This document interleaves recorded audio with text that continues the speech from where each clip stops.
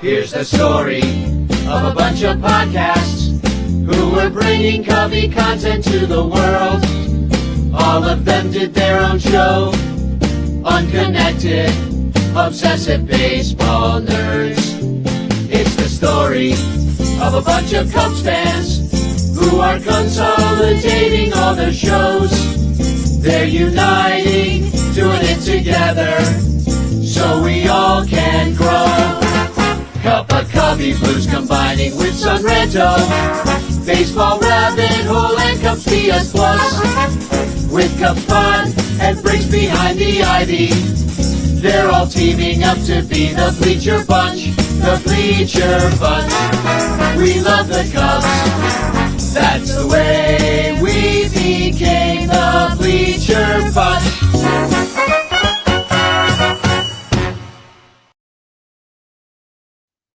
Well, hello, good evening, and welcome to the Bleacher Bunch show. I know that you're not seeing a bunch of people in front of you right now. It's just me, Danny Rocket.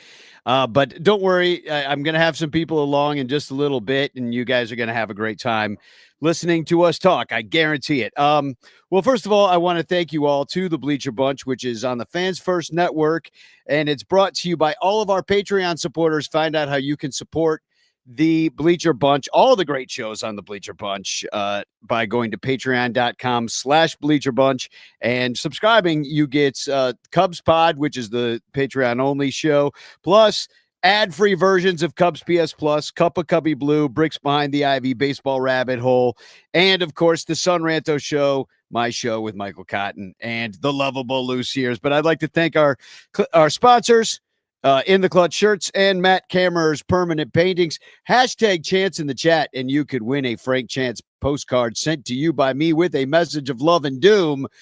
We got Todd E in the chat right now. He's trying to win himself a Chance postcard, and he just might, because that guy's lucky. He won the entire Patreon prize of the month just recently. So congratulations to Todd, and maybe tonight will be your night with Chance. But I don't want to waste any more time, because I've got an awesome guest tonight.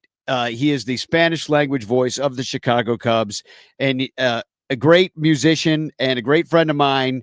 And I'm just pleased as punch to have him on the show. Everybody say hello to my friend Miguel Esparza. What's up? Hey, what's up, Danny? You know, that intro is just beautiful. I was dancing to it. It was good. I love it. The Bleacher Bunch song? Yeah. Yeah, that's great. I mean, I didn't really write that one. It's, I had a little help from whoever wrote the Bleacher, the Brady Bunch theme song. But, yeah. That's so good. I love it. Yeah. Yeah, I mean, I'm just waiting for the copyright gods to come down hard on us and ban all of our shows, and it'll happen. It's happened to me before. It happened again. But well, you had quite a musical night the other night, and Monday night was Mexican Heritage Night at Wrigley Field, and it was alive. The stadium was alive. A lot of people came for it because they had one of the coolest jerseys that I've ever seen from one of the alternate jerseys that they give out to the fans. But you're of Mexican heritage. You're I think half, right? Yep. Half of Mexican heritage. And so they had half of me celebrated. Yeah, exactly. What was the other half doing? Because that seemed pretty celebratory. I was drinking some coffee and waiting for a walk-off, But they had you sing. The Cubs had you sing the seventh inning stretch, and Eli Cotton, Michael Cotton's son, who's doing Cubs Pod, he, during his recap of the game, he was talking about your singing of the stretch. And I don't know if he knows that we know you or that we're friends with you, but he's like, Miguel Esparza, that man needs to do the stretch every single game. It is exactly how it's supposed to be done. It is, and I agree that was incredible. Thank you. But, thank you. So tell me, I'm going to play it in a little bit, but thrill of your life. Like, I know you've done it before, but it's got to still be thrilling each time. Oh no, every time. Anytime I get invited to do it, it's a treat. And for me, I love to sing, and when I'm able to have both of my worlds collide, which is my broadcasting career and my music, right? That for me is just I can't ask for more. And the response has been phenomenal, not only here on X, but on Twitter and on Instagram. My TikTok hasn't stopped. It's crazy. And I love it. And I appreciate all the love. And yeah, I've heard a lot of people suggesting me to do it all the time. I'm like, hey, if it was up to me, I would do it all the time for sure. I could just get up in my booth and sing it. That'd be great. Well, I mean, it's kind of they got the Harry Carey video. They've got, I Yeah. believe, a Ron Santo video that they do. Maybe there's a couple of the videos that I'm not thinking of right now. Billy Williams, they have one of Right. him. Right. Mm-hmm. I'm not sure because he could do it live. He's still Yeah. alive. But they have the celebrities do it a lot. And unless they're musicians, oftentimes they screw up the words. They don't lead the crowd, in that boisterous kind of we're all doing this together way. And I think that's what really resonated to me that night. When you were singing it, the uno, dos, tres, and we it was just like you could just it felt it was the right tempo, the right kind of quality of just you led the choir, so to speak. Thank you. It was fun, and again, I always try anytime it's any kind of celebration that we're doing with the Cubs, that I try to include that, let's count it out in Spanish kind of deal, and just the way that people responded to that was great, and again, just the feeling, it's an amazing feeling. Now, at the end of that, I'm shaking, man. I'm nervous. I'm like, man, I got through it, and I was streaming it live on TikTok, so that was cool. It was a new element, something that I did, this year. Started implementing TikTok lives on my broadcast. So now you could be watching us in the booth as we're broadcasting the game. So it's pretty fun. Let me play a little video that was shared out on X, which is you and Jorge the other night up in the booth during the walk-off when Justin Turner walked it off. And you'll get to see the incredible Mexican jersey that they gave away that night too, because you're wearing it in this video. Right. So let me play this really quick, and I just want to show everybody kind of the excitement of that moment. Le pone el bate, responde, la mata al izquierdo, esta va a pegar, le da la vuelta, viene, la carrera del Gane, al plato, ¡sí! Y los Chicago Cubs ganan el partido. ¡Wow! ¡Qué manera de hacerlo! ¡Tremendo! Los Chicago Cubs, marcador final, 5-4. Era el momento, el veterano respondiendo. No sabíamos, había velocidad en la tercera base, en la primera base. Y qué forma de remontar, qué forma de ganar la serie, qué forma de ganar el partido número 25 de la temporada. Now, when he was running around the bases, you grabbed like a pole and you grabbed the wall and you braced yourself for the moment as you called it, and then you celebrated, I believe, with John Benedict, maybe up in the booth. I don't Johnny, know. and then behind me was Mark. So he's a guy that's there during he's in charge of the eating area, the lunch area for the press. And Mark just stands back there, and I see him all of a sudden. He's cheering back there. I'm like, yes, turn around. I see Johnny over there, and I was like, it was just great. I know, and you could just tell. And then Jorge's going nuts too.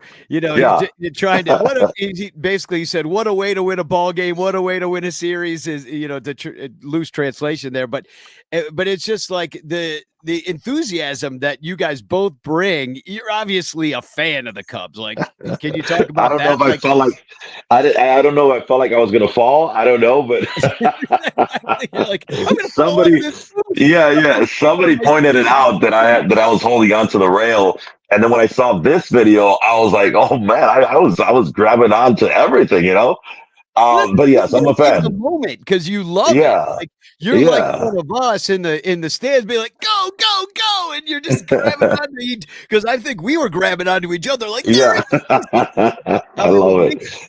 No, I'm a fan. I'm a fan. I grew up watching this team.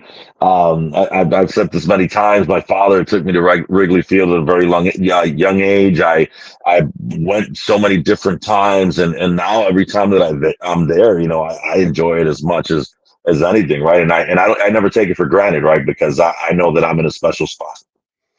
Well, let me talk about your dad and mom for a second because I've met them a few times, and there we all are Hey, out in Cincinnati. Was that a couple years back? And yeah, so big Cub fan, both of your parents, and right. yeah, how are they doing? They're I know there was a Good. bit of a health scare recently, and but your dad's doing okay, huh? Yeah, they're both doing good. Thank you. Yes, both are good. They were both there that night, so they enjoyed that game, and I'm sure they enjoyed me singing, and so it's always good. Anytime I can do something like that and have them there, it just makes it more special. Oh, absolutely. You know, as somebody whose parents are not here anymore, I mean, Yeah, yeah, yeah. Of course. anything I do, I'm just kind of, oh, wish mom and dad were here. Right, right. Of Um, course. I'll tell you one guy that I think should just follow us around because he'd have a good time is this guy who we met in Boston All when we right. went for our birthdays to see the Cubs lose to Yeah. the Red Sox on our birthdays because you were born actually on my dad's birthday, May Right. 7th. So happy birthday! It's just a week ago. Thank you. And then my birthday is just 5 days later, which was on Monday. The Cubs actually got a win for me, so Right, right. they didn't get one for you in against the Giants. But it Hey, was I okay. took the seventh inning stretch as my gift. Yeah, exactly. Um, but no, but so you love going around. I mean, so just so people know, like that was a personal trip Yeah, out to yeah, yeah, yeah. Boston. Like it's you and Jeremiah both, Pop Rocky, the PA announcer, both were out Right. there in Boston and also travel with the team even when you're not working. Right, right. But so now, now we're broadcasting the full season. So this is the first year. So those kind of trips are done for me and I'm happy about it, right? Because now I get to broadcast every game. Now, however, we're not traveling with the team. So that's something that I know it'll come at some point. But we're very happy the fact that we can bring all full season to our listeners. It's great for me because I only practice Spanish these days when I'm listening to the game and you guys. Thank And you. and that's not true. I mean, I do learn quite a bit, like, like the word recta, you know, uh, Hmm. it it's just like that can be used that has a couple different meanings in It Spanish. So does. I had to look that up. It kind of means the box, right? I mean, Or la recta, recta can mean let's see, straight. straight. Yes, it's just Spanish is just weird, right? But here's the thing: I find English weird as well. So it works both ways. When you're trying to teach somebody in Spanish, and then you listen to English, you're like, wait. But there's things that don't make sense here, and it happens the same way with Spanish. So again, I didn't come up with the term recta. That's how everyone calls it, right? Within the game in Spanish. Um, That's the if box, if like you this. want, well, recta is that's how when you refer to recta de cuatro costuras, that's the four seam fastball because it's Oh, supposed to go okay. straight, right? It's a straight Straight, shot. yeah. The straight, yeah, Okay. yeah. So that's if I were to write my own baseball word dictionary or whatever, right? I would call it la bola rápida because that's what it is, right? At the end Yeah. of the day, and if you listen to broadcasts from around the country or even in Mexico, they have different words for a lot of things. And something that I've done is in my broadcast is make sure that if I'm going to make a translation, I want it to sound as to what it is, right? I don't want it to sound as weird as la recta. Now that you bring it up, it's weird because so ground ball, everyone calls it roletazo or rolling. And to me, that Mhm. sounds stupid. Yeah. Yeah. So I call it That's like a big anytime. roll, Yeah. So right? for me, anytime there is a ground ball, I'll say se va por tierra, retirado de 4-3, which I'll say 4-3 ground ball, right? So those Mhm. those are the things that I've been changing in my broadcast just to make it as clear as possible. Yeah, well, on the radio you have to be too because you're painting the picture, you're trying to give us an idea of what it looks like and sounds well, we can kind of hear it, but just like Pat Hughes does always a good job of that when he's talking about, the colors that the Right. teams are wearing and what the ivy looks like on the wall and what the weather's doing, and just really painting that picture for us. And that's something that they don't necessarily have to do as much of on television because at you all. can see it, so. Yeah, I learned something from Zach Sadman that I heard him on one of the games. I think it was about 2 years ago that he was doing. Pat was out, and he is so descriptive with the picture, what he's doing, where he has his glove, how he's positioning his leg, and to me that when I heard it, I was like, man, that's good because that just gives it a different element, right? And you're being a little bit more descriptive. I don't do it all the time, but I implement it into my broadcast because I think it just gives it a little bit more. Would you find that you implemented in your broadcast at times when you're trying to maybe build up a dramatic moment where you just want to Yes. talk about every movement? Right, exactly. Yeah, That's when I bring it up. yeah, it's just like in the picture, he toes the mound, looks in Yeah, for the yeah, shot. Yeah, and you just give yeah. every single detail. You create that the drama, right? That moment, and that is something that I really brought into those specific moments. And it seems like there's less moments now with the game being faster and the pitch clock in some of the in-between stuff where you can really get into a conversation. The thing I like about your broadcast is it's not bogged down by adult diaper ads, frankly. And I know that you wouldn't mind doing a few adult diaper Right, ads right. for the money it Hey, might bring. Hey, that's that big diaper money. It's out there. hey, I'll wear the diaper on the broadcast. You don't have to take a break in extra innings. No, You just sit no. there. Hey, I used to go in the seventh inning stretch, but now I have the diapers and I could sit here and just go here. Exactly. Seventh inning stretch, you'll find all the broadcasters in the bathroom. I bet, yeah, because it's probably get an extra moment, Um, Yep. so I wanted to ask about there was a song that they played the other Yeah. night on Mexican Heritage Night, and it was a song called El Rey, I believe. When Right. everybody Yes. sang along and everybody seemed to know the song, and all the blancos were just like sitting there looking at each other, like What should I do? wondering, yeah, what What do should I I do? do? Oh, you know this song? Yo Okay. sé bien que estoy afuera, pero el día que yo me muera, sé que tendrás que llorar, llorar y llorar, llorar y llorar. Dirás que no me quisiste, pero vas a estar muy triste y así te me vas a quedar. So here you go. And I'm going to translate it as it says. I Okay. know that I am outside, but the day that I die, you're gonna cry and cry, to cry and to cry, to cry and to Llorar, cry. Yeah, llorar. I know that you didn't love me, but you will be sad, and like that you are gonna stay. It was beautiful. I mean, I one of my favorite sounds that just exists in the world is everybody singing along together, That and was then so you wild. and it was just like with just the so many people who knew that song in the Yeah, crowd, and singing around me. I was like, this is amazing. And it's true, it like was.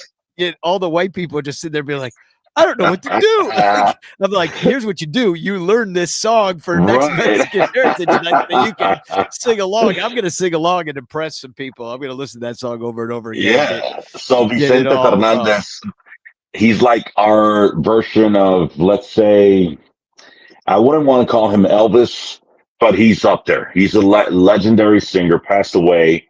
But when you talk about Mexican singers and songs, Vicente Fernandez is the one. And so everyone knows that song, and it was awesome. It was very special to be. I got chills just listening to it because you don't expect it here. I honestly said on the broadcast, I felt like I was at Dodger Stadium for a second because they do that very often. Mhm. It's something that is a norm out there. So for me, that was like, wow, it's pretty cool. It really is. And I'm so glad that the Cubs have really embraced all the different cultures because they have a night and a hat and giveaway for everybody. It seems like every single Latin country they'll do a different hat and something for, because Chicago's such a diverse place. You've got people from all over the world. They have they have Polish Day, Latvian Day. Like, it's not just like typical baseball fan culture people, but it's they go all out for the diversity of the city, and it's a beautiful thing.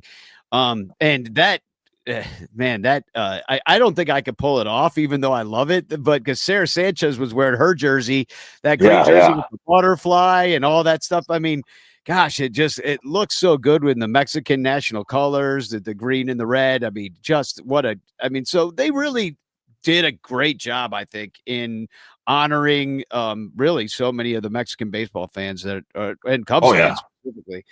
And that kind of, I wanted to talk about just something a little controversial, because the wave went around the stadium that night. And and so there was Bleacher Jeff was out there trying to stop the wave.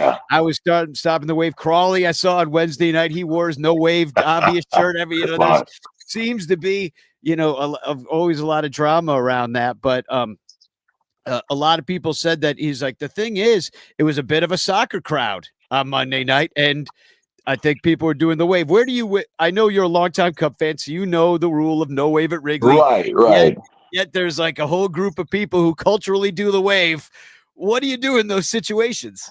So here's the thing. I don't care for the wave either. I go to the baseball game and I'm going to watch the game, and I'm not going to stand up on my seat. I'm watching the game, right? However, I wouldn't say it was a baseball soccer crowd. I think that's a little bit of a little racist to say, but that aside, Mexicans will do the wave at anything, at a concert, at any kind of sporting event. Like, that's the reality. And anytime you have Mexicans drinking beer, you're playing Vicente Fernandez, you're watching the Cubs, that wave is going to happen. It's going to happen.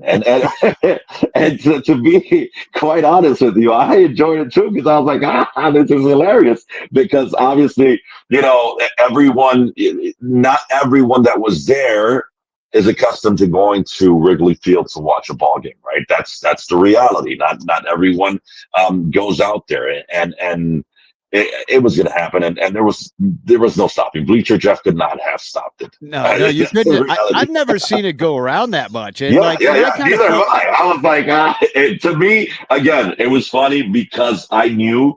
I said it on the broadcast too. I said, "Oh, this wave is going to make a lot of people mad, but you're not stopping them. I'll tell you that." No, and you couldn't. You were just outnumbered. The old timers on a Monday night did not show up in enough force to put a stop to the wave. But it's and for me, like, I felt like, even I'm not really that anti-wave. Like, I don't really care personally. I don't take it as some personal affront. I just kind of am like, hey, respect history, respect the old timers, that kind of thing. But that night I was like, tonight it's fine. I kind of had that same kind of feel. I'm like, well, this is the vibe tonight, so just go with it. Right. And that place was vibing from the get-go. Like, even from Gallagher Way, they were there for party. That's the reality. And then, it was a pretty good series. I mean, they scored 5 runs, a 5-run fifth. That's how they won that one. And then they pretty much had an anemic game on Tuesday, yet they managed to pull it out at the very end with the exciting walk-off by, getting it done with who's been somewhat of a disappointment thus far in Justin Turner. But I mean, that's the exact kind of that's when they signed Justin Turner. I was like, he will do what he did Tuesday night. That's why he should be on the team. He'll take a late inning at bat at some point, and he will get the big hit, and that's all we need him for. And he did it. So that was the first time it happened, so I was happy. But then it was pretty anemic last night again, only the 1 home run from Seiya. So, like, what happened to the Cubs' bats, in your opinion? Like, what the heck happened? I think they were all partied out from the Mexican Heritage game, and everyone was drained. I was drained, honestly. I'll tell you the truth. I don't hate me for saying this, but I was like, please don't come back. I don't have the energy in my voice to broadcast a comeback right now. That's how I felt. And I'm sure they're the same way, you know. I made I made a confession on a show or two ago that, when it's late and I'm tired and the Cubs, I don't think they're going to win. I'm just like, just get out. Like when they roll out, I'm just like, I don't care. Just like, I want to go home. That's how I felt yesterday. I was like, okay, I'm tired. My voice feels tired. I was like, I can't muster up another walk off. I didn't even do a TikTok video because I've been checking in every day and doing. I didn't even do it yesterday. I was so tired. I was drained from social media. I was like, just let's get over this. Well, yeah, you need to take a break to decompress and, kind of get, to have that kind of enthusiasm to be on for 3-4 hours at a time takes a lot of very focused energy. And then sometimes after that, it's hard to come down from. So you go over to Murphy's and hang out more and, try to wind down a little bit after that. And by that end of that, now it's 1 a.m. and you're probably still sitting there and you're like, okay, now I got to get up and do it again. So it's, did you have cameras on me or what? No, I'm just also a performer. Yeah, no, and I've also hung out with you at Murphy's a lot. So, so that's like, I understand. It's like people don't realize, like, oh, I only have to do 2-3 hours a night. It's like, no, it's an all day affair of like, getting it up, and then that is such focused energy more than most people do. But one thing I've been happy about is that the Cubs right now are in a window where they have a few more Latin players on the team, whether it be because of injury or call-ups or whatever. But right now you have Vidal Brujan, who did not start the year with the team, Daniel Palencia, who did not start the year with the team, and Moises Ballesteros, who just came up. He's Venezuelan, I believe, right? And he's up with the team now. And then Palencia is from Venezuela too, I believe, right? And then Amaya from. Did I say him? I don't know. Yeah, and so that's and then of course Assad, who's been hurt, but he's from Mexico, and But that's like that's a little more access maybe that you have to like some of the players and being able to speak to them in their native language. I'm sure that they appreciate that a lot. No, they do, and even so. Here's the thing, we've been able to create a relationship with these players without having to say, well, you know what, I'm going to go out here and I'm going to interview you. It's just a hello, how you doing? How are you feeling today? Like with Valencia, we just chat. We stood there yesterday and just chatted it up. Like, how's the arm feeling? Like how do you prepare for these moments? Kind of deal. Like it was just like a regular conversation. Even PCA, he'll see me, he'll walk up, we'll shake it up, say hello. My mom loves PCA, so I told him that. So he always asks about my mom, so that's cool. And so it's real cool to have that. And yeah, going back to the Spanish aspect of it, like we have more possibilities now for interviews, like when we have the 120s, right? Because we have that 20-minute pregame that we can put those interviews in. Yeah, no, and those are great too, because then I really get to hear from the players that in their language, because and I know not a lot of people speak Spanish that haven't learned it or whatever, but you get some different insight into those players when they can speak in their native tongue, and because you're not going to hear interviews with Daniel Palencia in English that are going to be all that informative. But if you have one in Spanish, you'll actually hear what this guy has to say about things. You'll get to know his personality. And so it's just opens up when you learn another language, it opens up a whole new set of people and worlds and countries and societies and cultures. Like it's definitely a worthy pursuit. And sometimes there are things that are lost in translation, right? And so those are things that you don't get that full, full interview. And when you are talking to them in Spanish, they will let go more, right? They'll be able to just be more precise with their answers, or just again the conversation flows way better for sure. Yeah, I think it's great, especially because I feel like even baseball teams, even though they're up there to play, to hit the ball and throw the ball and catch the ball, there's something about a very diverse group of guys that can come together, and kind of the sum of all parts is greater when they're working together and you have different talents and different personalities gelling. I feel like in the past couple of years, that the Cubs personality seems to be a little bland, a little bit homogenous. And granted, it helps to have Kyle Tucker in the middle of the lineup hitting bombs. That'll kind of get the juices flowing a little bit. But you really do have to have the right mix of guys. You have to have a fair amount of fun. Think about that 2016 crew having fun, loving each other.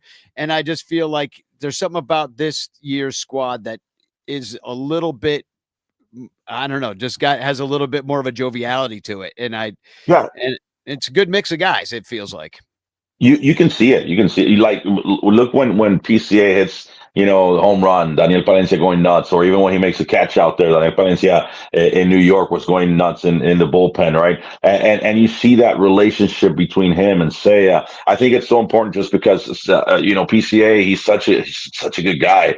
And when you see him in the dressing room and he's walking around, he's chatting up with everyone, all the different players. So I feel the same way. I feel like they are having fun. And now that you bring back 2016, something that I've been saying about this team is it doesn't matter how bad they're down, right? You know that at some point they're going to come back, right? And we've seen it so much from these guys. Like, there's no give up and no quit. And I can remember 2016. I think that was the year that really we saw a lot of that, right? That it was, you can't walk away from this team, right? Because you knew they were going to do something, or they were going to put up a fight, right? And I feel like this is the same deal with this team this year.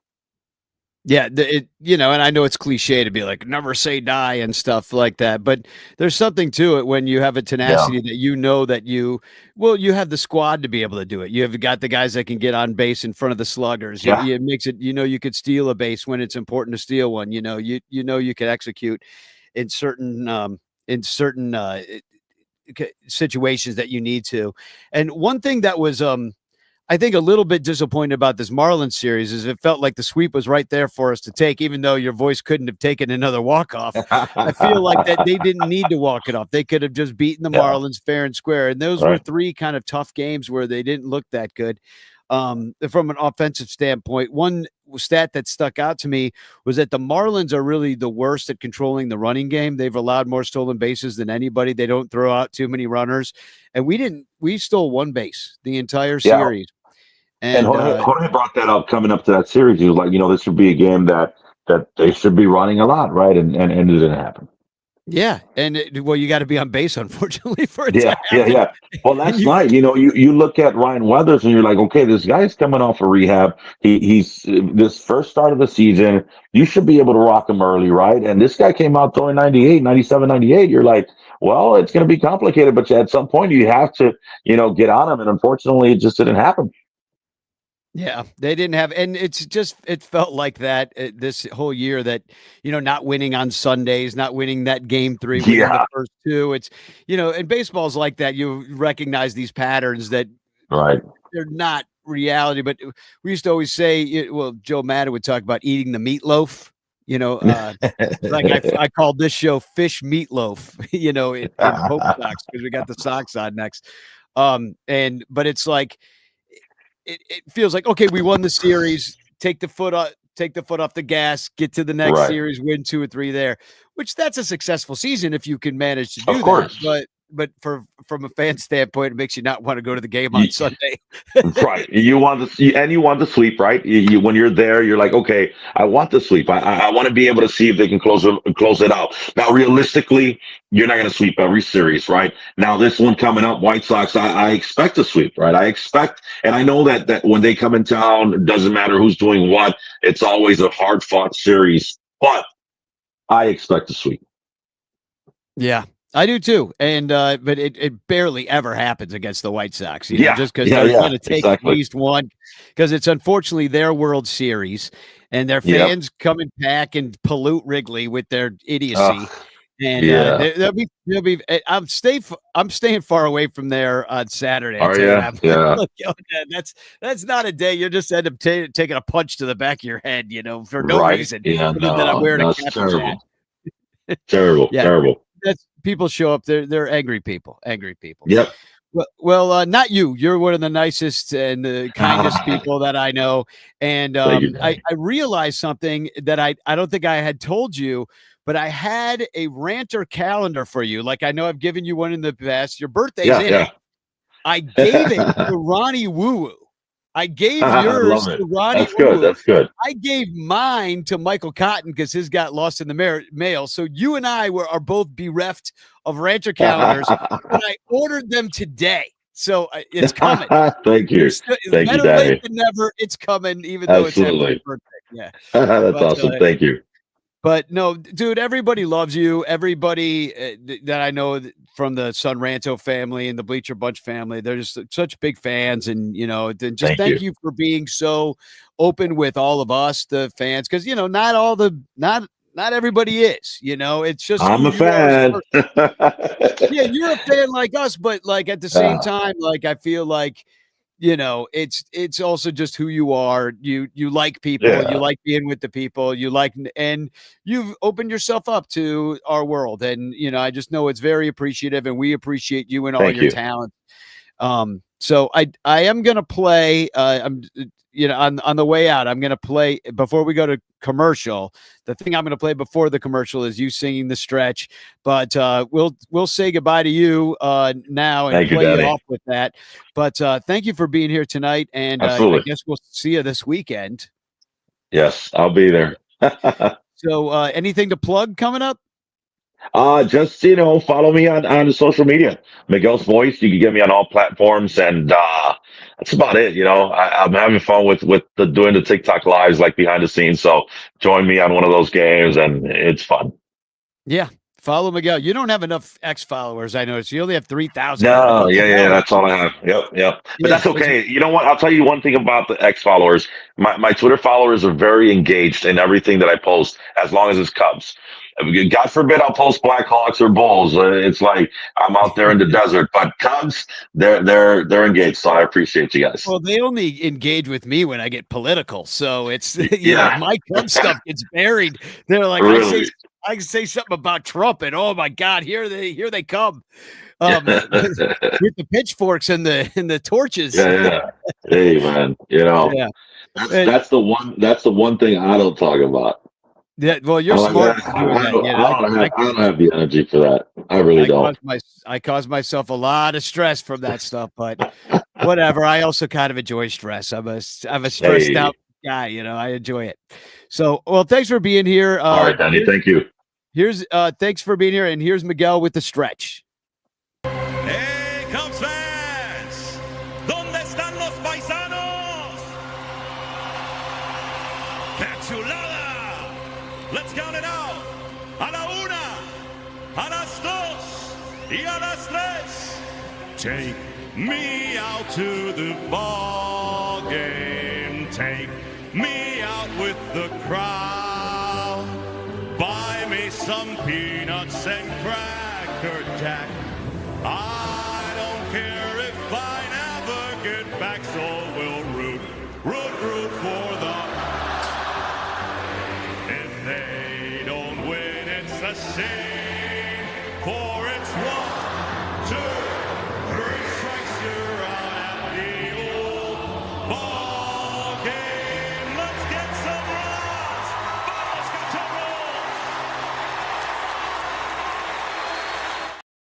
Cachorros! The Bleacher Bunch brings you great shows like Son Ranto, Cubs PS Plus, Bricks Behind the Ivy, Cup of Cubby Blue, and Baseball Rabbit Hole.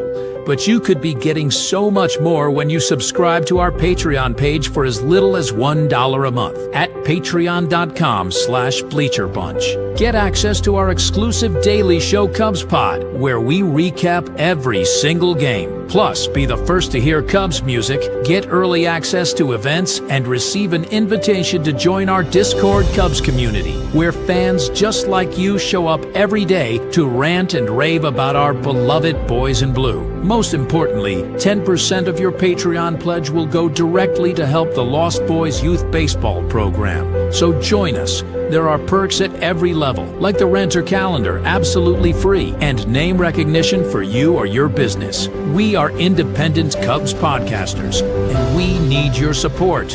Otherwise, we'll quit. Seriously, we'll all quit. Some of us might even die from your lack of support. In fact, the cutest little puppy you've ever seen will die if you don't support the Bleacher Bunch at patreon.com/bleacherbunch. We promise to spend all the Patreon money on tickets and beer and all the dung crap we have to buy just to keep our podcast rolling. So give us your money and we'll waste it far better than you will.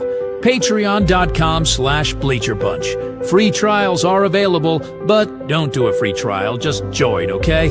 Okay. Patreon.com/bleacherbunch. In the clutch, in the clutch. Buy t-shirts from In the Clutch. Take it from the Bleacher Bunch. You'll love the shirts from In the Clutch. In the Clutch shirts are comfortable, stylish, and guaranteed to get you laid. Plus, they're proud sponsors of the Bleacher Bunch. Use promo code BleacherBunch for 10% off your purchase. Nice to feel and soft to touch. That's why you will get laid so much. Wearing a shirt from In the Clutch. And you can thank the Bleacher Bunch. In the Clutch, in the Clutch. Buy t-shirts from In the Clutch. Remember the code Bleacher Bunch. Save 10% at In the Clutch. In the Clutch. In the Clutch. In the Clutch shirts actually not really guaranteed to get you laid. Welcome back to the Bleacher Bunch. Thank you to Miguel Esparza for being here tonight. God, I love that guy. Just a couple of house cleaning things. First of all, hashtag chants in the chat. David Elliott is here doing hashtag chants. Who else we got saying hashtag chants in the chat? We got Tom Cooper. He's hashtag chanting. Captain Charisma. He's hashtag chanting. Dominic's here. Andy's here. Rogue Wave Creative.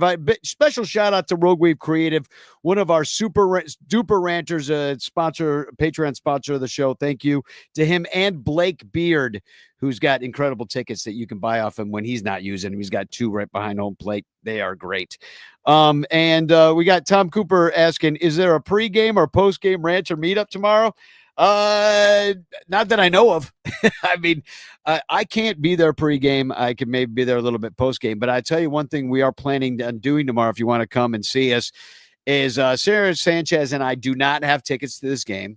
Cubs Sox tomorrow at 1:20 Friday, but we were talking about maybe hanging out on Ball Hawk Corner, right there on Kenmore and Waveland by the Mom Shrine, and doing like a little live podcast situation. So maybe we'll do that. I don't know.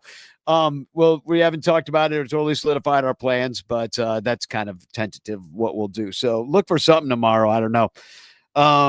What else? Oh yeah, In the Clutch shirts, shop there. Code Sunranto or Bleacher Bunch actually now for 10% off. And also join our Patreon, patreon.com/Sunranto. All right, my next guest and maybe final guest, I don't know. It's possible that later on, Sean, that London Cubs fan from Twitter, he might come by in a little bit to tell us about his adventures here in Chicago. He's here right now. I've been going to the games with him out in the bleachers. He's here visiting. I think he was going to go to the Dogs game tonight, but maybe that got canceled because there's a giant storm coming through. Anyway, oh yeah, look, he says walking back now so I can join in 15 to 20 minutes. So yeah, so I'll tell him yes. But in the meantime, I want to bring on my old friend from high school. And he's a Sox fan, so I warn you all that he might have quite a bit to say about the Southsiders, and he might hate the Sox more than Cub fans hate the Sox. So here he is, my buddy Lauren Freeman. What's up, Bjorn? Hey, Danny, how are you? Well, I'm okay. As you can see, I'm in different surroundings than you've ever seen. I've recently moved, and so I'm putting the studio together. I've got the giant, of course, the giant blue face of mine that went up first. Of course, this other Matt Camera map of me as well, because I am probably the most egotistical person you know, and I've always been this way, right, Lauren? Just ask you, right? Exactly. Just ask me about myself. But I got that up, and but I also have where is it? Up way up there. I've got the urn that I'll probably, after I'm turned into ashes, after I die, I'm gonna go into this urn, then into a Cubs fan burial wall where people can come and worship my grave. Nice. And there's my three Danny Rocket related things. Do you have your burial receptacle anywhere near you in your kitchen there, Lauren? No, not near me. Not near you. No. Have you purchased your grave yet? Do you have that kind of forethought? No, I have not. But I probably think about it, I guess. No, screw it. Just let whoever's left let your brother Scotty deal with it. We're talking White Sox, so it's probably appropriate that I get the grave soon. Yeah, no, the death talk. Well, here's the real question, because you're a little bit younger than me, but only by a couple years. So you're pushing 50 at this point. Are you ever going to see the White Sox win another World Series in your time? With Jerry Reinsdorf as owner? No. Well, nope. He did it before. He was the owner, technically. He got lucky. They won it despite him. It was, no. Not that many. Well, the White Sox were historically bad last year. So bad that you started boycotting the team. And I forced you to actually go to a White Sox game because I was like, no, tickets are $6. Let's go. You got to get one. And you begrudgingly bought a ticket, but mostly because you wanted to hang out. Yeah. No, Jerry has successfully alienated most of his fan base. I mean, tonight I was thinking, well, what am I going to talk about with this team? Because they're just so bad on the field. And that's not why I would ever stay away. That's not the reason. And that's not the reason that a lot of my Sox fan friends are staying away. It's painful, for us to stay away. I see them on the road. But you've got, I know there are a lot of bad owners out in sports, but Jerry ranks right up there with among the worst. And he's doing it to the Bulls too, but it's not as bad, It's just Sox fans have really just feel like second-class citizens at the park. And I was just reading a story today, this completely illustrates. So they have this new policy now, because they get 8,000 people that show up to the game. If you show up past the third inning, they will not let you in. What? Yeah. What will Dodger fans do? They'll just be out there what if the Sox play the Dodgers? Those guys don't even show up till the 5th. I know. That's what. So. It's because they don't want to pay the ticket takers anymore, right? They don't want to pay somebody to be down by the gates. So I know the story is true. These are people with tickets. Chris Lanuti from Southside. Yeah. So he was talking about it on his podcast, and it was his kid. Sox in the Basement, right? Yeah, Sox in the Basement. It was his kid and his friend had pre-bought tickets a long time ago. Showed up, they were running a little late, and couldn't get in. That is shocking. I've gone to Wrigley Field in the 7th and walked in the 7th with a valid ticket that I was just that late for the game, tell me the policy makes any sense whatsoever. Well, no, the policy makes sense when you're just trying to make money and not pay the ticket takers. And they're like, okay, you guys, you're working for 2 hours before the game and 1 hour after it starts, and then I'm sending you home. They pay you part-time wage. Here's your $40. Go home. Shocking.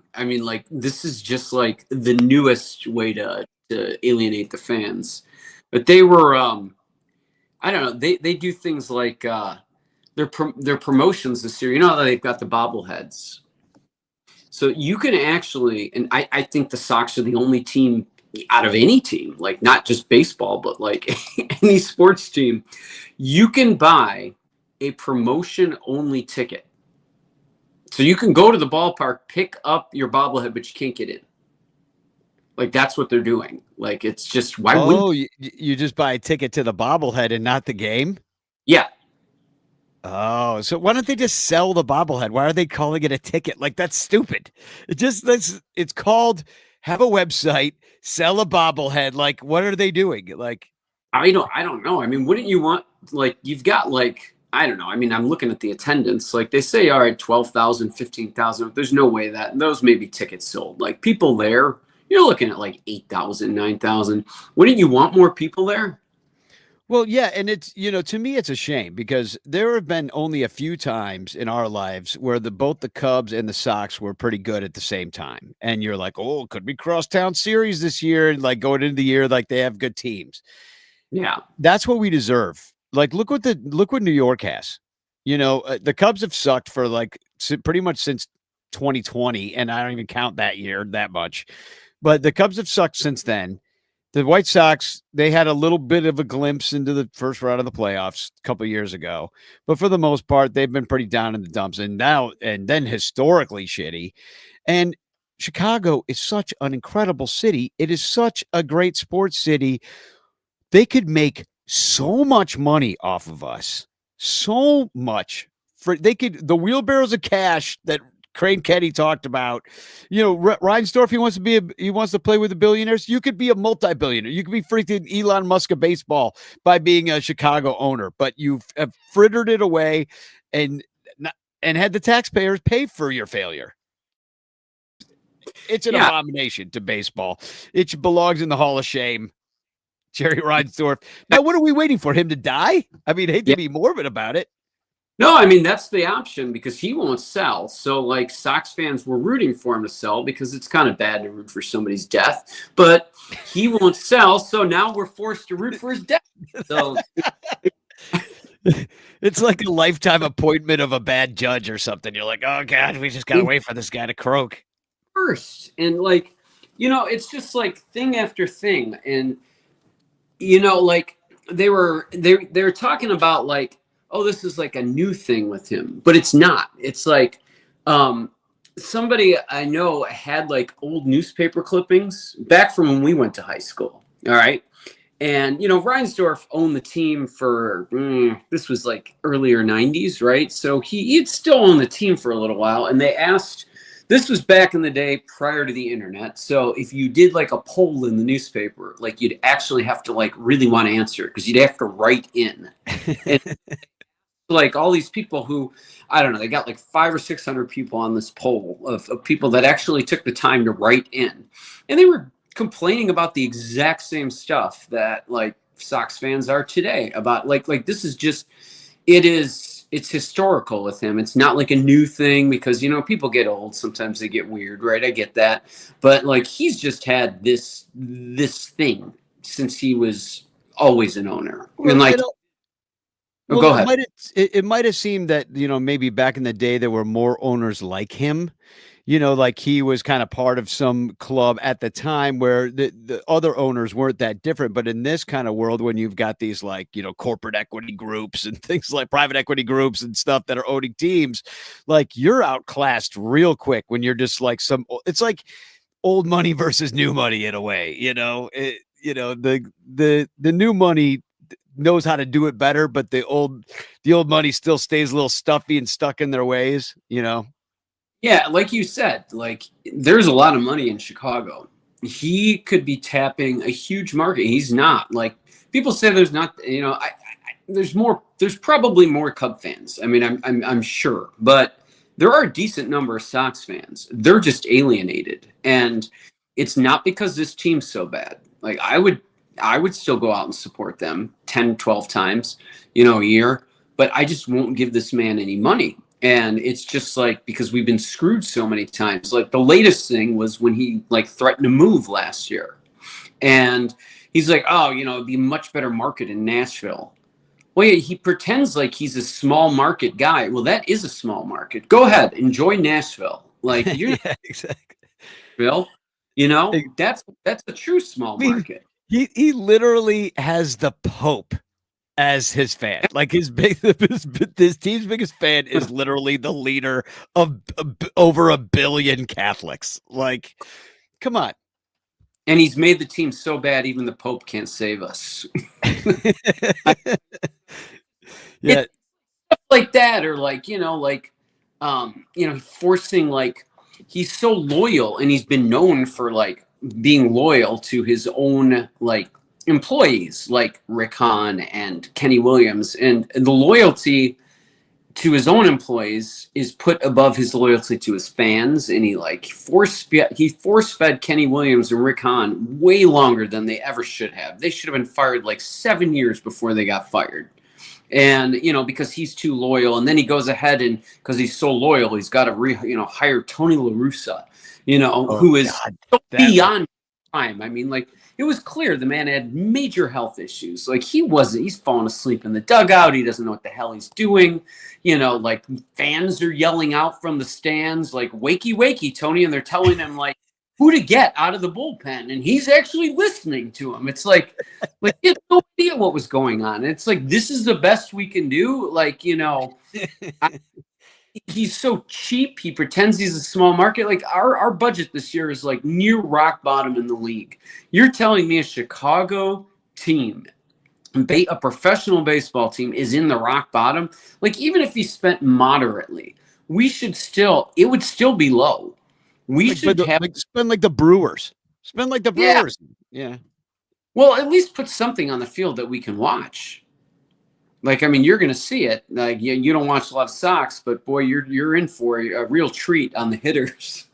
How many of them have an on-base percentage below 300? That's just it. And the pitching isn't even that bad. I mean, this year so far it's been okay. In fact, like, let me give you some pitching stats. Like, first of all, the Sox team ERA is better than the Cubs team ERA. They barely, but it's 3.98 to 4.02 right now.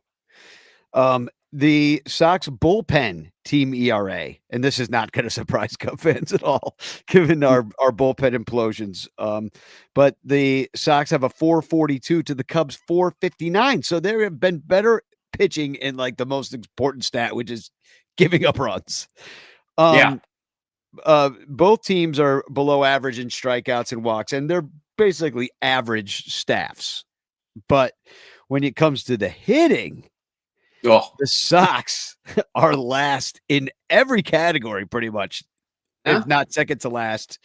But you don't hit any home runs, and that's the basic thing. You have no slug on the team. I think Luis Robert and Andrew Vaughn lead the team with 5 home runs apiece. Yeah, that's not a lot. No.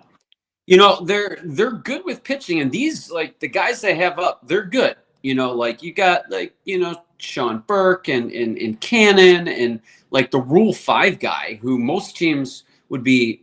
I don't know. It's not very common to have Rule 5 guys on your major league roster. Like, the Sox are an enigma on that. And, like, I think we have like 2 or 3, which is not a good thing. Well, you had Gage Workman for a second because he was our Rule 5 guy, and then he wasn't working out, and we didn't give him that much of a shot. But then he went to you guys, and then you guys got rid of him too. Yeah, which, you have to be real bad to get rid of by the Sox. But like Shane Smith, who I was looking at, who the pitching lineup for against the Cubs, he's gonna give you guys some trouble. He's a good pitcher. Now, we can't hit our way out of a paper bag, so I'm assuming that these are going to be low-scoring games in which you probably win 2 out of 3. Maybe the Sox will squeak one out. I don't know. You just swept the Reds. You just swept the Reds, and the Reds aren't a good team. They're 4 games under 500 right now, but at the same time, you beat them. Well, you didn't beat them by a lot. You beat them 4-2 twice and 5-1 once. So it was the pitching and the lack of Reds offense that really kept you in that game. Overall, you've won 14 games. You're 14-29, and 3 of the 14 games were the last 3 days. So, like, you were 11-29 before this. So, they lost today. I think 7-1. Oh, so there was a game today? Yeah. Oh, okay. So you lost to the Reds. It was a 4-game set? Was I upset? No. It was a 4-game. Oh, I guess so. Yeah. No. Oh, yeah. I see that. So you didn't sweep them. Somebody said that to me last night. It was bad information. So it was a 4-game series. And then so you didn't sweep, but still, I mean, you or is like on the road. That's historic for them. Like that's huge. Like oh, it's can I, better this year than they were last year. Like the brand of baseball, they don't kick the ball around the infield as much as they used to.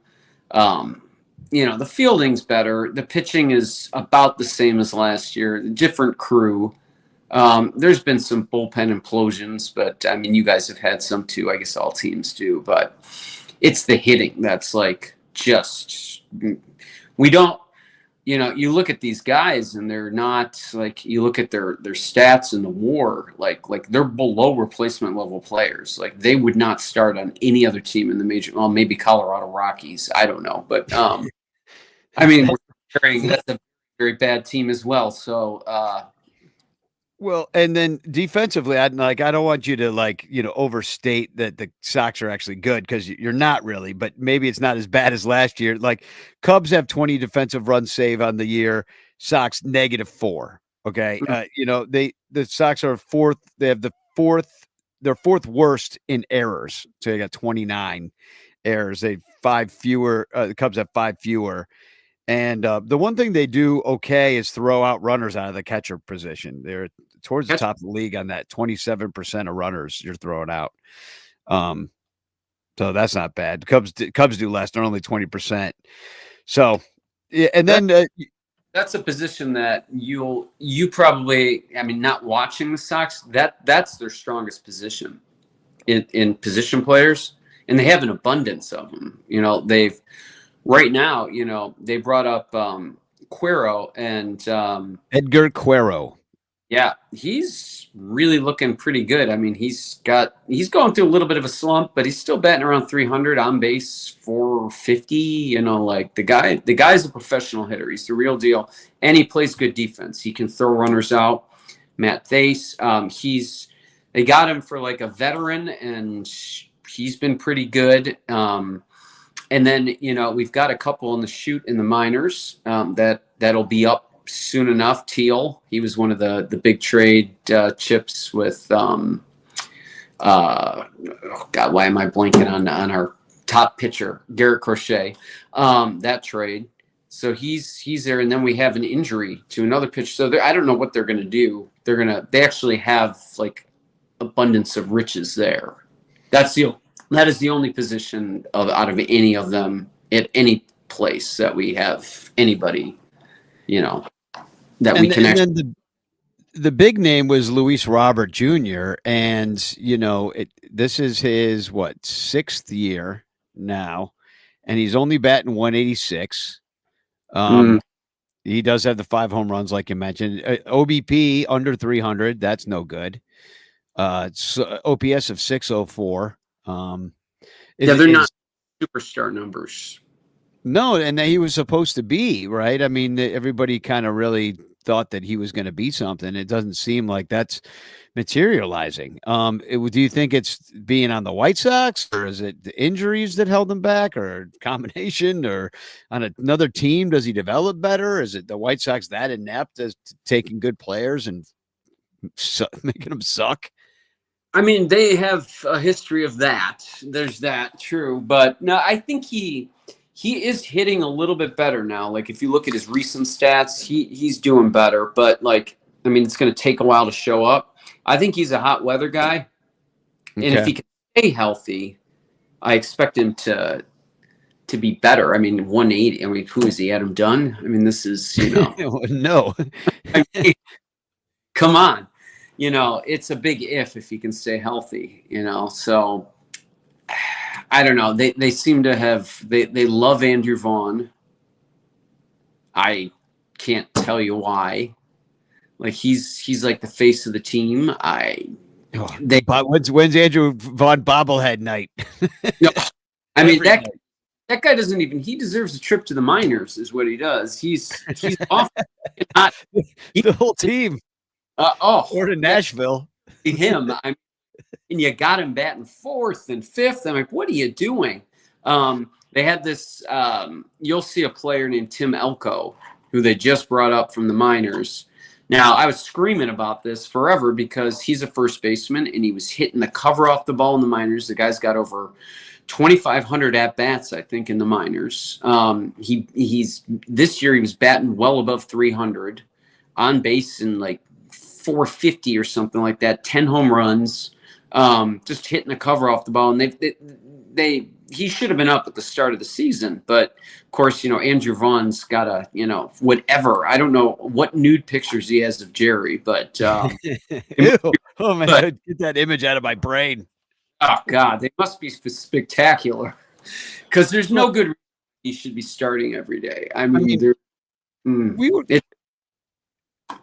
We were commenting as we were watching the Marlins at Wrigley earlier this week. We were commenting on how we didn't know any of the players on the team. Like there was not a single one that you recognized their name except for Matt Mervis because he had been on the Cubs. And everybody else was just like, who's this guy? Who's this guy? I never heard of him. The White Sox are going to be a lot like that. You mentioned Tim Elko. You'll have your you mentioned Andrew Brooks Baldwin. Yeah. He'll be in the outfields, the right field. Michael Taylor, we've probably heard of because he's kind of a veteran, but any of these freaking pitchers, Brandon Eisert, Tyler Gilbert, like I don't know, Davis Martin, like what's going on? Like never heard of any of these guys. Rookie, he's decent. He's a starter again, another one of the rookies. We don't pitch him. Oh, we don't face him. I mean, no. You guys are going to get Cannon on Sunday. You're going to get Burke on Saturday, and then Shane Smith tomorrow. Yeah, and they're not bad. Shane Smith's got a 208 earned run average, and he's going up against Cade Horton. Yeah, that'll be a good matchup. That's the Rule 5 guide. So the Sox are really very good with developing pitching. And you're going to see, like, we've got some studs in the minors that just throw the cover off the ball. They're lefties, and, they'll be up. These guys that are up now they're decent. Like, they fill the hole in the order. Like, I don't think anybody's, like, a legitimate 1 or 2. But they've got some guys. Like, they're going to have very good pitching. The problem is the cupboard's pretty bare in the minors with the hitting. They've got a couple guys that can come up, but they got to buy it. Some freaking money if he wants to. Like, I don't know. I mean, like you're gonna look up and down this lineup and be like, what on earth? These guys just suck one after the other, and they're just terrible. Like they can't get on base. Or like, I mean, you're talking guys like a team. I don't know if you have the stats in front of you, but I can't imagine their team on base percentage being above 250. I mean, I've got it right here, actually. I can tell you what their team OBP is right now. It's actually not even worse than the majors. It's 289. It's third worst. You're ahead of the Rockies and the Angels. And you know why we're ahead of the Angels? Because they have more ex-Sox players on that team. That's right there. That's Tim Anderson and Yohan Moncada there. Oh boy. We got a couple of things in the chat here I want to bring up. Tom Cooper says all this bad stuff happening to the White Sox couldn't happen to a better fan base. They are awful, and I am loving every minute of it. Nice. And then Terry E wants to know your thoughts on current Cub Chris Flexen. Yeah, Chris Flexen, he was up and down last year. I don't think he's like a big pressure guy that you can like count on to win the big game. I wouldn't think so either. Yeah. Here's who we are counting on. We're counting on Cade Horton, who is a rookie, and except for giving up a big fat dong to Brett Beatty in New York, he did okay in his start, but he's got a big fat ERA of 6.75 because of it. Yeah, that's just. I mean, he's your top prospect, right? That you guys. Yeah. And Imanaga's hurt, which is why he's here, and so he was kind of forced up at a time when they've been. It's funny. I was listening to one of the Cubs podcasts. God, I'm drawing a blank. Not Growing Cubs. It used to be called Growing Cubs. It's what stuck in my head. The one with Greg Huss. Anyway, they were talking about how that they've been so careful with Cade Horton this whole time that even in his debut, they had to have an opener go first, and then they could bring him up. So he didn't have to face the top of the Mets lineup, which is a tough lineup, And I'm like, why are you being so? And they've been so careful with his innings and everything, and it's probably injury and stuff like that. But some of their other prospects, they don't give a shit. They're just like, yeah, get out there, throw 95 innings in your rookie year. I don't care. Yeah. Oh, you. Yeah. So it's just like, they've been so careful with this guy. And even there was rumored that, Corey Furlong saying kids' gloves. So they've been careful with him. And it's just like they're like that with a lot of their prospects. So it's been a little frustrating. The White Sox at least play their guys, Cubs on deck. That's what I'm looking up. Well, I mean, like the White Sox tout all of their prospects like they're the best thing, and then they come up and they suck. They don't do anything, and they bring them back down, and then they're like, oh, they've changed, and bring them back up. It's just like I'm just jealous that Pete Crow Armstrong, I mean, he didn't have the best average last year, but you could definitely tell the kid had real talent. He was fast. He's, a good defensive player. He had a pretty good eye at the plate. He just hadn't put it together yet. And this year, I was looking, he's got some stats. The Sox haven't brought anybody up that's done any of that. That's why Edgar Quero, I'm like, well, maybe that's the first guy that's actually producing something. And you'll see Chase Mydroff. That's he should be a second baseman, but they don't really have a lot of fielding. So sometimes he does short, but he's decent. I just I wish they would go about the Cubs method a little bit more, try to protect this guy a little. They just put, these guys have to play it fourth in the lineup. You got Edgar Quero third. It's well, great, nice introduction to the majors. You're expecting this guy to score all the runs for the team. That's a lot of pressure. So to all the Cub fans that are always saying, play the kids, get the kids out here, bring them up, all that stuff.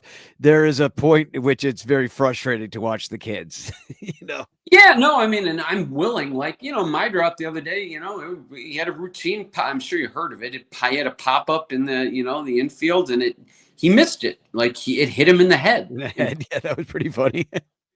And then, the Sox, the right fielder, throws it about 7 feet wide of, home plate. He just launches it in. It was like the Keystone Cops out there. It was, these guys look like little leaguers. Andy Wells brings up too many kids. I think that might be the problem is you're just bringing up the entire AAA team and everybody's 24 years old and nobody knows what's going on.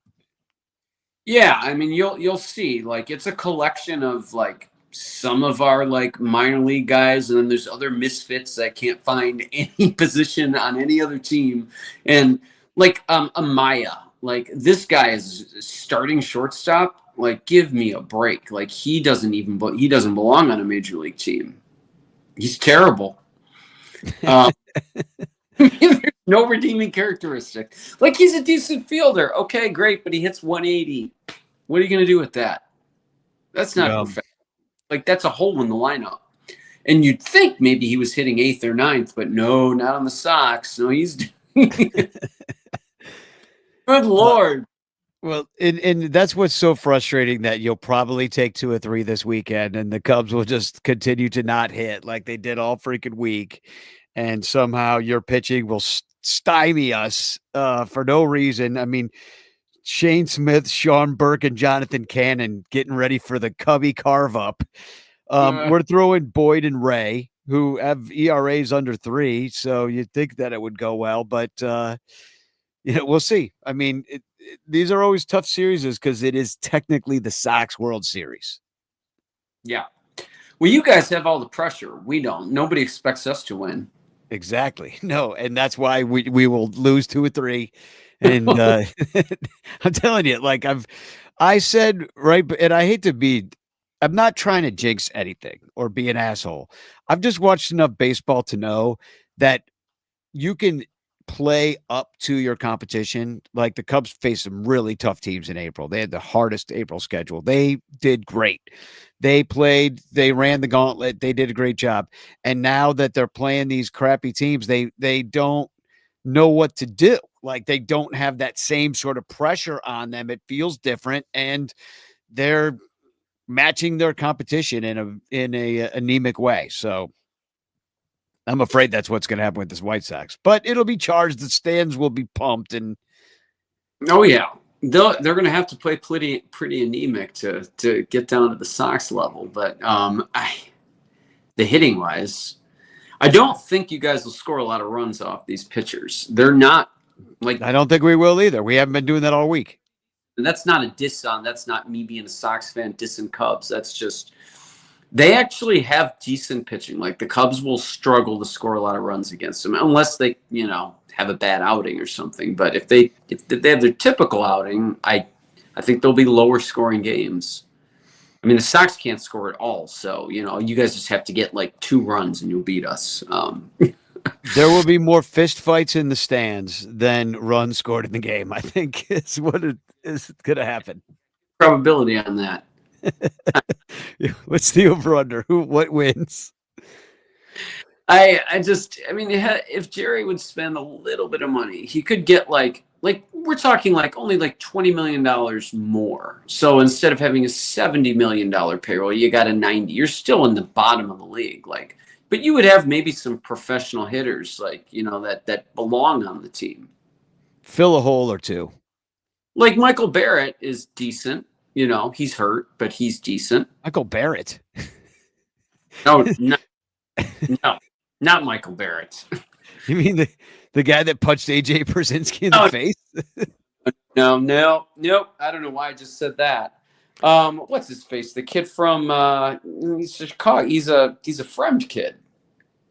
He was on your team last year. He's an outfielder. Why can't I think? The Palatine Pounder. Yeah.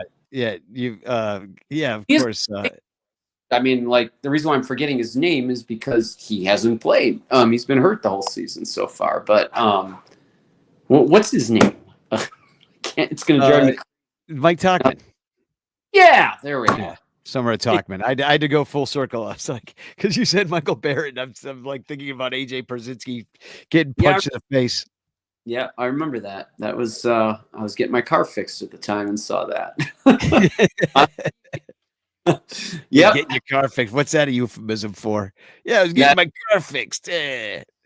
Well, you should get a ticket to the game on Sunday. We should go. I'm gonna sit in the bleachers. So, well, I would definitely pay for a Wrigley ticket. I only see the Sox on the road. I saw them in Detroit this year so far. I'm going to see them, and I think we're going to Nationals Park. So. Yeah, I'd definitely go see him at Wrigley or see him in at Miller, whatever, anywhere but Sox Park.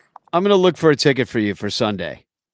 We're gonna try to. It's expensive. The last time I looked, it's not worth the prices that they're charging right now. But maybe by Sunday, it's supposed to cool off a little bit. Maybe people, I don't know. Maybe there's too many fights on Friday and Saturday, and then everybody sells their tickets because there was a riot. We'll get in cheap. I mean, the Sox aren't worth spending a fortune on, but neither are the Cubs, to be fair. I mean, a fortune. Nobody's worth spending a fortune on unless it's like Ohtani's coming to town or like the ghost of Babe Ruth. Yeah, right. Or the Savannah Bananas, something actually entertaining.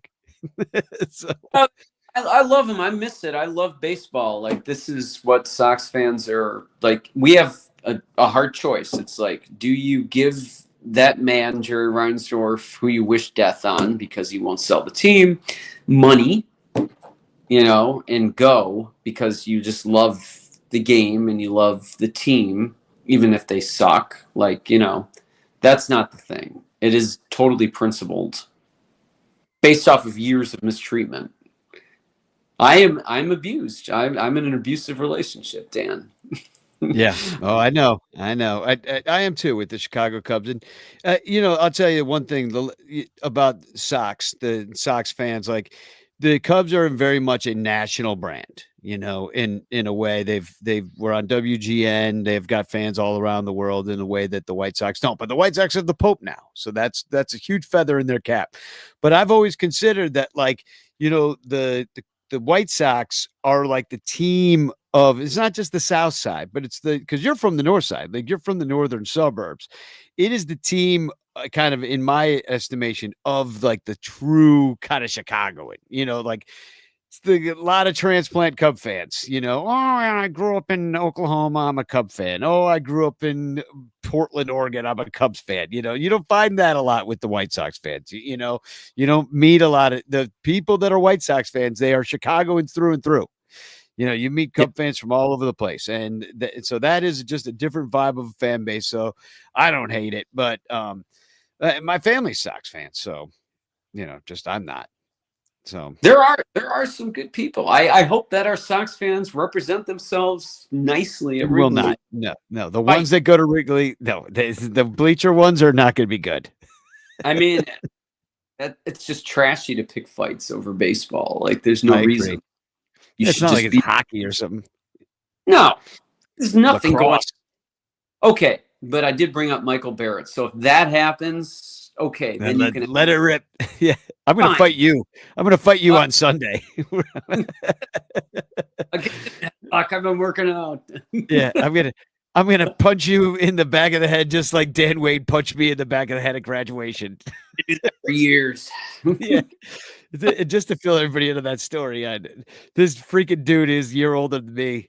He just randomly just punched me in the back of the head and just said, "I've been waiting to do that for years." And I'm like, "Really? And you waited until this moment on your graduation day?" Yep, it was that day. He also gave her, and he gave her the tongue when he during the show, didn't he? I also dated his ex-girlfriend, didn't I? Yeah, Eddie's who he slipped the tongue. Yeah. During the, right? Yeah. Yeah. She should have bit him. Well, whatever. Should have punched him back. Maybe I'll do that tomorrow. I'll invite him to the game, punch him in the back of the head, get him back after all these years. Been waiting to do that for 33 years. There you go. You got you even. We're even now. All right. Well, we'll try to go to this game. I'm going to wrap up this show. Thanks to all our Patreon supporters, especially Blake Beard and Rogue Wave Creative, our sponsors, Matt Kammer, Permanent Paintings, and In the Clutch shirts. We're going to give away a hashtag chance in the chance right now. So this is your last chance to get into it. Lauren, tell me when I should hit the button and I will draw our winner tonight. Okay. And now. Boom. All right. Here we go. Okay. Somebody's going to win the chance. Who will it be? We're about to find out. And go. Oh, and it's David Elliott, who just celebrated his 40th birthday over at the South Bend Cubs game. So congratulations, David. You won a Frank Chance postcard. I've got a whole pile of them here ready to be filled out, by the way. So if you're expecting one, it's coming. I've just been in the middle of a massive move, but well, congratulations, David. And that's the show. So I guess thanks for being here, Lauren. And let's end the show with, I'm going to play just a snippet of me and Miguel playing it with my sister and John Benedict playing at the hockey game a couple years ago, doing some Elvis songs. And then I'm going to play a song that all Chicagoans can agree on, which is Bleacher Bum Band's Old Style. So, Lauren, thanks for being here. Good luck to you this weekend, and go Cubs. Thanks for having me. Good luck to you. See you this weekend. Spagog. I'll talk to you.